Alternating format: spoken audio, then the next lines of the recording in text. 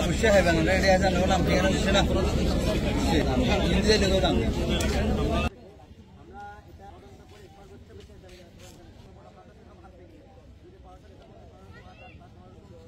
আমাদের ফাজিলপুর ইউনিয়নে যে রাস্তার কাজ চলতেছিল, সুন্দর সুচারুভাবে কাজটা চলতেছে, কিন্তু ইতিমধ্যেই একদল কে বা কারা আমরা জানি না, চাঁদাবাজ সন্ত্রাসী তারা এসে ঠিকাদারি প্রতিষ্ঠানের কাছে চাঁদা চেয়েছে।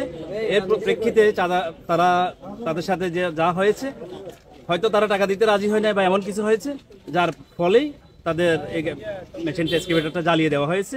এবং ইতিপূর্বে রাস্তার পাশে যে ইট ছিল, ইটগুলো ফেলে দিয়েছে তারা, দুষ্কৃতিকারীরা।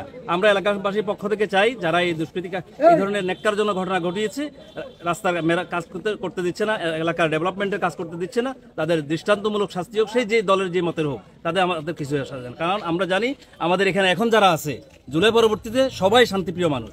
আমরা চাই তাদের যারা অপরাধ করেছে, অপরাধীদের দৃষ্টান্তমূলক শাস্তি হোক।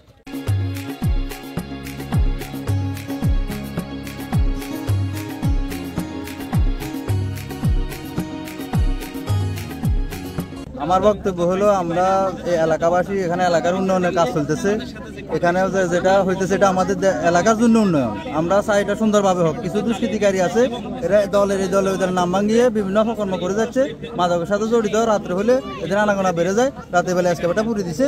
কত টাকার সম্পদ এটা যার সেই বুঝে, কিন্তু যে ফুটছে সে তো এটা চিন্তা করে নাই।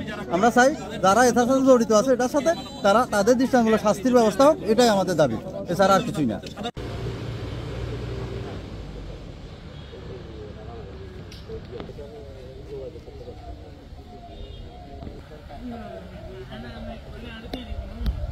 Yeah,